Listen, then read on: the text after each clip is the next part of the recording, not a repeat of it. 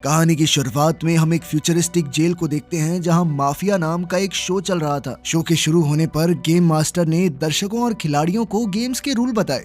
इस गेम में 11 प्लेयर्स थे, जिनमें से 9 आम लोग और 2 माफिया गैंगस्टर्स थे, मगर कोई भी ये नहीं जानता था कि कौन कौन है। इस गेम में आम लोगों यानी सिविलियंस का मकसद था कि वो माफिया को ढूंढकर उन्हें गेम से बाहर कर दें, और माफिया का मकसद था कि वो सिविलियंस होने का नाटक करके गेम में आखिर तक बने रहें। हर रोज सभी खिलाड़ी मिलकर वोट करेंगे कि वो किसे गेम से बाहर करना चाहते हैं, और इस चुने हुए आदमी को असलियत में मार दिया जाएगा, वो भी उस तरीके से जिससे वो सबसे ज्यादा डरता हो। गेम मास्टर के ड्रोन्स हर रात उस चुने गए खिलाड़ी को मौत के मुंह में ले जाएंगे। जो भी इस गेम के अंत तक जिंदा रहा उसे $1 बिलियन का इनाम मिलेगा। अगर आखिरी राउंड में एक सिविलियन और एक माफिया बचा तो माफिया अपने आप जीत जाएगा। इसके बाद हम एक बेहद एडवांस कमरा देखते हैं जिसमें सभी खिलाड़ियों को बैठाया गया था। जल्द ही ड्रोन्स ने वहां आकर सभी खिलाड़ियों की कलाइयों पर एक खास टैटू बना दिया जिसमें लिखा था कि वो सिविलियन है या माफिया। इसके बाद गेम मास्टर ने सभी खिलाड़ियों का परिचय देना शुरू किया। सबसे पहला खिलाड़ी था लूका, जो कि 85 साल का एक अरबपति बुढ़ा था। वो एडवांस दवाइयों और केमिकल्स का इस्तेमाल करके अपनी उम्र से काफी जवान दिखता था।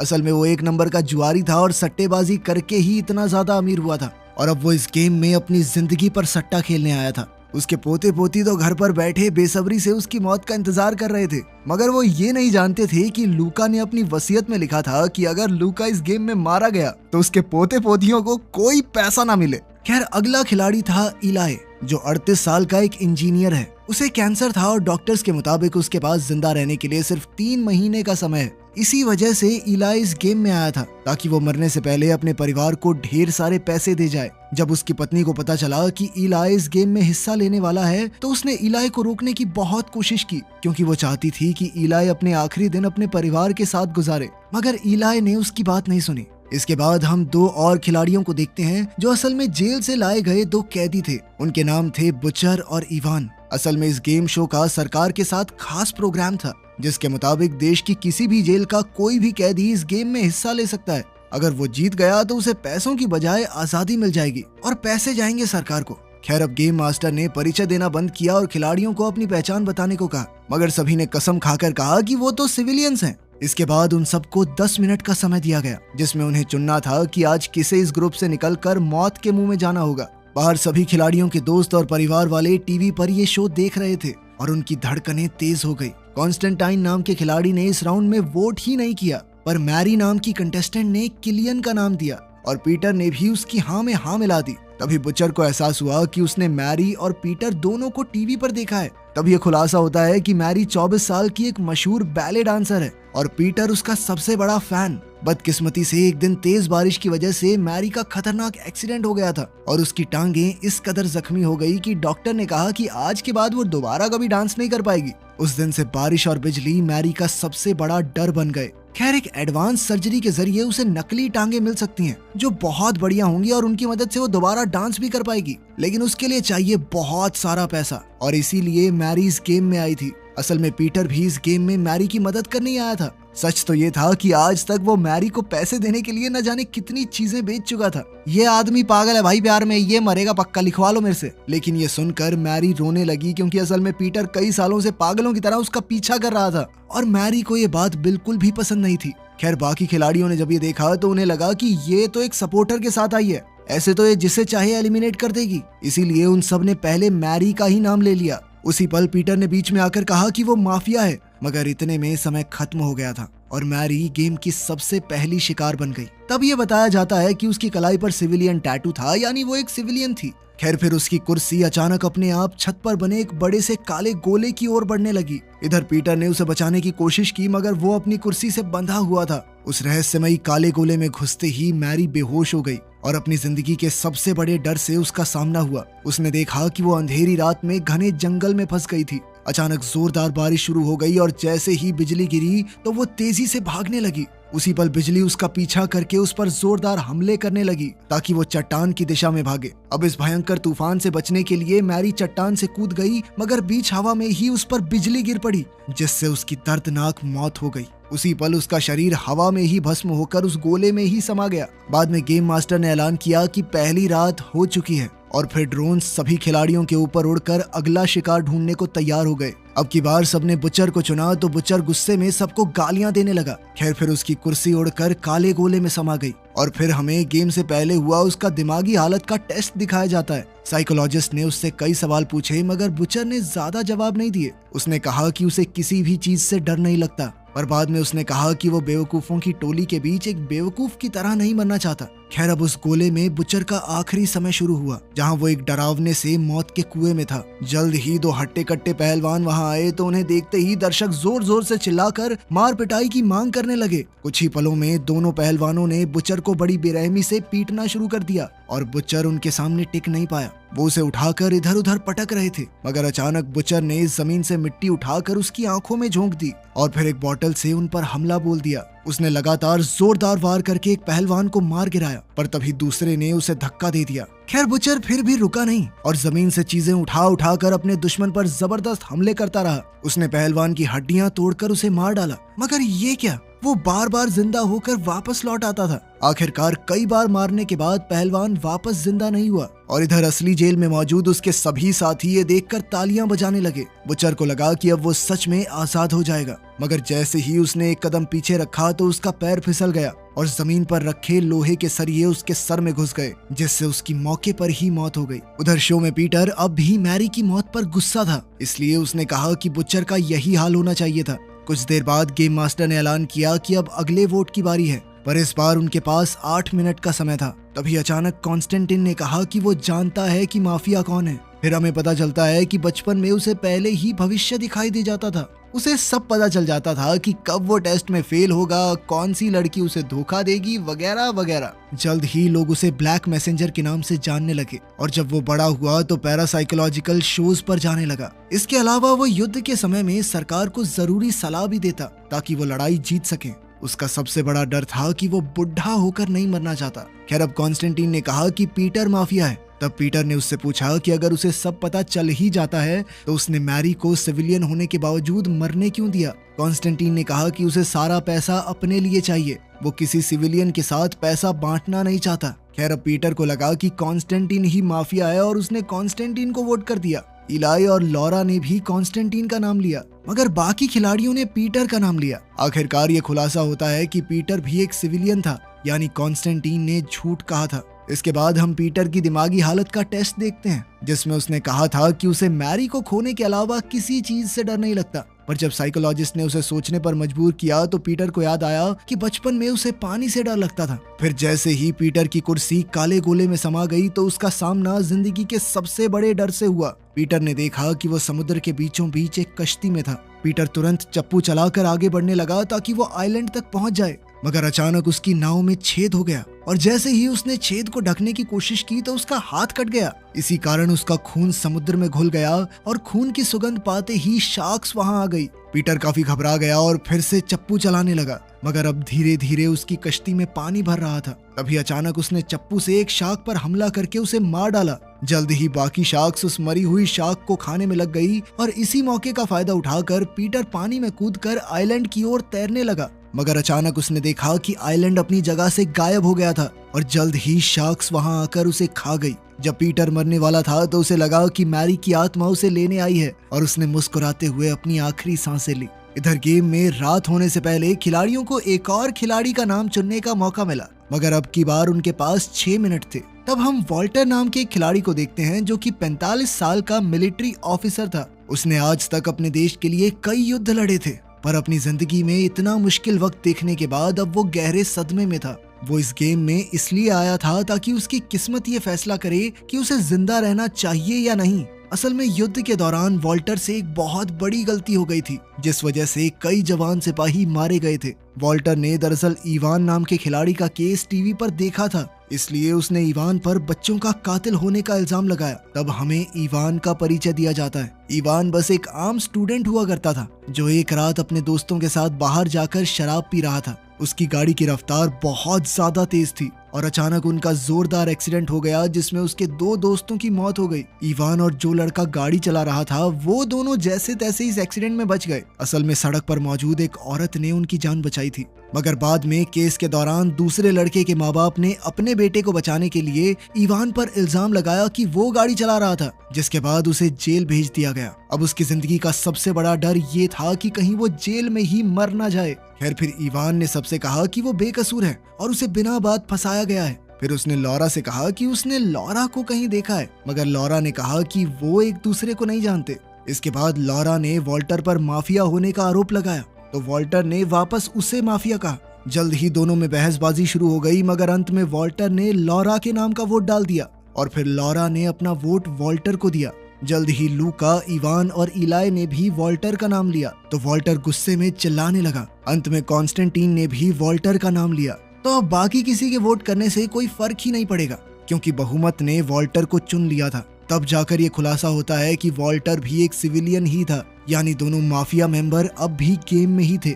जैसे ही वॉल्टर की कुर्सी काले गोले में समाई तो वो उसी जगह पहुंच गया जहां उसने अपनी जिंदगी की सबसे बड़ी गलती की थी। उसने अपने आदमियों को दुश्मन के हमले से सावधान करने की कोशिश की, लेकिन तब तक बहुत देर हो चुकी थी। जल्द ही दुश्मनों ने उसकी टीम को चारों ओर से घेर लिया और वॉल्टर के फौजी कीड़े मकोड़ों की तरह मरने लगे। कुछ ही पलों में वॉल्टर का ये सपना और भी डरावना हो गया, जब उसके सामने मौजूद दीवारें गायब हो गई और सामने से और दुश्मन उन पर हमला करने आ गए। वो बड़ी बेरहमी से वॉल्टर के फौजियों को चुन चुन कर मार रहे थे।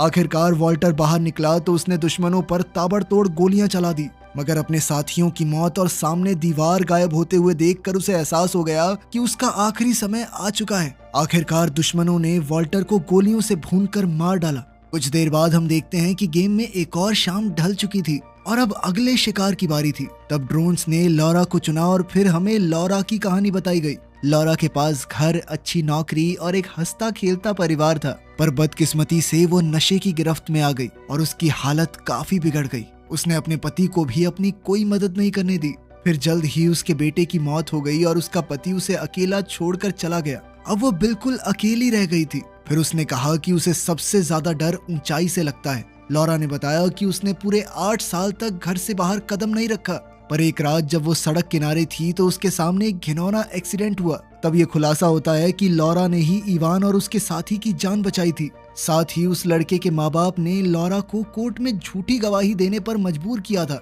ये सुनकर इवान के होश उड़ गए, मगर फिर भी उसने लॉरा को माफ कर दिया, क्योंकि अब सच सबके सामने आ गया था कि वो बेकसूर है। आखिरकार गेम में ऐलान हुआ कि लॉरा भी एक सिविलियन थी। जब उसकी कुर्सी काले गोले की तरफ जा रही थी तो लॉरा ने इवान से कहा कि वो उसकी जीत की कामना करेगी। आखिरकार उस गोले में लॉरा ने देखा कि वो एक प्लेन पर थी, जो कि एक डरावने काले बादल की ओर बढ़ रहा था। जल्द ही इस अंधेरे बादल ने प्लेन पर हमला कर दिया, जिससे प्लेन को काफी भारी नुकसान हुआ। प्लेन के कई पुर्जे टूट गए और छत गिरने लगी। एक एयर होस्टेस उसकी सीट बेल्ट ठीक करने आई, मगर अचानक अंधेरा उसे भी निकल गया। धीरे धीरे प्लेन के सभी हिस्से टूटकर गिरने लगे और आखिरकार लॉरा भी मौत के मुंह में गिर गई। इसके बाद खिलाड़ियों को अगला इंसान चुनने के लिए 4 मिनट का समय दिया गया। कॉन्स्टेंटीन ने तुरंत इवान का नाम लिया, जिससे वहां बहस शुरू हो गई और इसी दौरान इलाई को एहसास हुआ कि शायद कीरन और केट एक दूसरे को जानते थे। कीरन ने कहा कि कॉन्स्टेंटीन माफिया है, पर इवान ने इलाई का नाम लिया। इस वक्त सभी खिलाड़ियों के बीच मतभेद हो रहे थे। कॉन्स्टेंटीन, इलाई और लूका ने इवान का नाम लिया, जबकि केट और कीरन ने कॉन्स्टेंटीन का नाम लिया और इवान ने इलाई को वोट दिया। अब रूल्स के मुताबिक चुने गए खिलाड़ी को सबसे ज्यादा वोट्स मिलने चाहिए, इसलिए ये ऐलान हुआ कि एक बार फिर से वोटिंग होगी। इस बार लूका ने अपना वोट बदलकर कॉन्स्टेंटीन को दे दिया और बाकी चारों ने पहले की तरह ही वोट किया। उसी समय कॉन्स्टेंटीन ने अपने आप को वोट देकर सबको हैरान कर दिया। शो में ये पहली बार हुआ था कि किसी ने अपने आप को वोट दिया था। आखिरकार ये खुलासा हुआ कि कॉन्स्टेंटीन ही माफिया था। इसके बाद जब वो काले गोले में पहुंचा तो उसने देखा कि वो सीढ़ियों से नीचे जा रहा था। फिर अचानक एक आदमी उससे टकरा गया और उसे दादाजी कहकर पुकारा। ये शब्द सुनते ही कॉन्स्टेंटीन गुस्से से भर गया, मगर जल्द ही वो जोर से खांसने लगा और तभी उसके सामने कई शीशे आ गए, जिनमें उसने देखा कि वो तेजी से बूढ़ा हो रहा है। अब उसके लिए सीढ़ियां उतरना बेहद मुश्किल हो रहा था। मगर जैसे ही वो अपने आखिरी समय तक पहुंचा तो अचानक कॉन्स्टेंटीन जोर जोर से हंसने लगा। उसने कहा कि मैंने चीटिंग की है। सच तो ये था कि उसे बुढ़ापे से मरने से बिल्कुल डर नहीं लगता था, बल्कि ये तो उसके मुताबिक सबसे खूबसूरत मौत थी। खैर आखिरकार एक और शाम ढली और अब ड्रोन्स ने अगले खिलाड़ी को चुना। उन्होंने इवान को चुना, पर फिर यह पता चला कि वो भी एक सिविलियन था। उसे जाते देख केट की आंखों में आंसू आ गए, मगर इवान ने कहा कि उसे मरने का कोई गम नहीं है, क्योंकि अब यह साबित हो चुका है कि वो बेगुनाह है। जाने से पहले उसने अपनी माँ से कहा कि वो उनसे बेहद प्यार करता है, और फिर उसने एक अच्छा बेटा ना बन पाने के लिए उनसे माफी मांगी। अंत में काले गोले में पहुंचकर उसने देखा कि वो एक जेल में था, जहां गार्ड्स उसे सजाए मौत के लिए ले जा रहे थे। तब इवान ने अपने मन में सोचा कि वो अपनी माँ के साथ एक बीच पर है, लेकिन तभी अचानक गार्ड्स ने उसे गोलियों से भूनकर मार डाला। अब इस खेल में सिर्फ 4 लोग बाकी थे, जिनमें से एक माफिया था। इस बार उनके पास वोट करने के लिए सिर्फ 2 मिनट का समय था, और जल्द ही इसे लेकर उनमें बहस छिड़ गई। इलाई ने कहा कि कीरान और केट बॉयफ्रेंड गर्लफ्रेंड हैं, और तब हम कीरान की कहानी देखते हैं। कीरान एक जवान लड़का था जो अपने दोस्त के डेयर देने पर इस गेम का हिस्सा बना था। फिर गेम शुरू होने से एक दिन पहले उसकी मुलाकात केट से हुई, और केट को उससे मिलकर न जाने क्यों इतना अच्छा लगा कि उसने अपनी जिंदगी के सारे राज कीरान के सामने रख दिए। उसने कहा कि उसे ऊंचाई, रेगिस्तान और सपनों से बेहद डर लगता है। फिर उसने बताया कि वो एक अनाथालय में पली बड़ी थी, इसलिए उसे लगता था कि इस दुनिया में उसकी रक्षा करने वाला कोई नहीं आएगा। खैर सच तो ये था कि केट और कीरान दोनों ही नहीं जानते थे कि वो गेम में दोबारा मिलने वाले हैं। खिलाड़ियों की बहसबाजी काफी देर तक चलती रही, और अंत में समय खत्म हो गया। अब कंप्यूटर ने अगला खिलाड़ी चुना तो केट का नाम सामने आया। अब उसकी कुर्सी खुद ब खुद काले गोले की तरफ जाने लगी, मगर उसी पल कीरान भागकर उसकी कुर्सी से लटक गया, ताकि वो दोनों एक साथ उस गोले में समा जाएं। खैर गोले में घुसते ही उन दोनों ने देखा कि वो दोनों कांच की जमीन पर खड़े थे, और उनके चारों तरफ भयानक तूफान मंडरा रहा था। उनके एक कदम आगे बढ़ाने पर कांच टूट जाता था, तो अचानक कीरान केट की तरफ दौड़ा, और फिर वो दोनों मिलकर एक साथ दौड़ने लगे, और उनके पीछे कांच की जमीन तेजी से टूटने लगी। अचानक उनके पैरों तले भी जमीन टूट गई, और वो सीधा एक काले रेगिस्तान पर जा गिरे। उसी पल उन्हें एक चट्टान के ऊपर रोशनी का ट्रायंगल दिखाई दिया, तो उन्होंने इसका पीछा करने का फैसला किया। जैसे ही वो आगे बढ़ रहे थे तो उनके पीछे की चट्टानें बड़े बड़े सांपों में बदलने लगी। ये सांप उनका पीछा करने लगे तो वो दोनों बहुत तेजी से दौड़े, लेकिन फिर अचानक उनके सामने एक भयंकर मॉन्स्टर आ गया। ये असल में कीरान के डर का नतीजा था, क्योंकि अब वो केट को खोने से सबसे ज्यादा डरता था। अब कीरान ने केट को छुपने को कहा और खुद मॉन्स्टर पर पत्थर फेंककर हमला करने लगा। जैसे ही वो मॉन्स्टर रोशनी के त्रिकोण के सामने आया तो अचानक उसकी रोशनी से उसका शरीर जलने लगा। तभी कीरान की नजर मॉन्स्टर के गले में लटक रहे दूसरे त्रिकोण पर पड़ी। अब वो तेजी से दौड़कर मॉन्स्टर की टांग पर चढ़ा और उसके गले से त्रिकोण चुरा लिया। अब उसने उसी त्रिकोण की मदद से रोशनी को मॉन्स्टर की तरफ डाइवर्ट करके उसे जलाकर राख कर दिया। इसके बाद उन दोनों को एक पत्थर दिखाई दिया जिस पर चेहरे बने हुए थे, और उसकी एक आंख में त्रिकोण लगा हुआ था। अब उन्होंने मॉन्स्टर का त्रिकोण दूसरी आंख में लगा दिया, तो अचानक वो पत्थर हिलने लगा और उसके सामने एक रास्ता बन गया जो सीधा एक घर को जाता था। जब वो उस घर में पहुंचे तो केट ने देखा कि ये वही अनाथालय था जहां वो बड़ी हुई थी। उसने देखा कि उसकी माँ उसे एक औरत को सौंप कर जा रही थी। तब ये खुलासा होता है कि केट को ये बात जानने का भी डर था कि उसके माँ बाप आखिर उसे क्यों छोड़कर चले गए। अब कीरान ने उसे याद दिलाया कि ये सब सच नहीं है, उसके माँ बाप ने क्या किया इसमें उसकी कोई गलती नहीं थी। तभी अचानक उनके आसपास की सभी चीजें टूटने लगी और अंत में वो दोनों गेम मास्टर के सामने खड़े थे। इसका मतलब ये था कि अब गेम में एक सिविलियन और एक माफिया बचा था। अंत में विजेता घोषित करने से पहले शो में एड आ गई। तब गेम मास्टर ने बताया कि कॉन्स्टेंटीन उसके लिए काम करता था और वो कीरान और केट का इस्तेमाल करके इस गेम को खत्म करने का तरीका ढूंढ रहे थे। गेम मास्टर ने कहा कि वो दोनों अभी भी उस सपने में कैद हैं, लेकिन दर्शक अब खिलाड़ियों को मरते हुए देखकर थक चुके हैं, इसलिए उसने अब ऑडियंस को कीरान और केट का प्यार दिखाने की सोची। आखिरकार गेम मास्टर ने गेम में हिस्सा लेने के लिए उनका शुक्रिया अदा किया और उन्हें आजाद करके शो से बाहर भेज दिया। कुछ समय बाद हम देखते हैं कि इलाई अपने घर लौट आया था और उसने अपने परिवार को बताया कि वही आखिरी माफिया था, यानी वो गेम जीत चुका था। इसके बाद वो 3 महीने की बजाय 10 महीने तक जिंदा रहा। वहीं दूसरी ओर लूक भी गेम से जिंदा बाहर आ गया, मगर उसे कोई पैसा नहीं मिला। तब उसने अपने सभी पोते पोतियों को अपनी जायदाद से बाहर कर दिया और अपनी सारी दौलत केट के अनाथ आश्रम को दान कर दी। उधर इवान की माँ को हर रोज अपने बेटे के लिए फूल मिलते थे, जिसका मतलब ये था कि उसकी मौत का गम सिर्फ वो नहीं बल्कि पूरा देश मना रहा था। तो क्या आप ऐसी कोई गेम खेलना चाहेंगे? कमेंट्स में जरूर बताना। मिलते हैं अगली वीडियो में।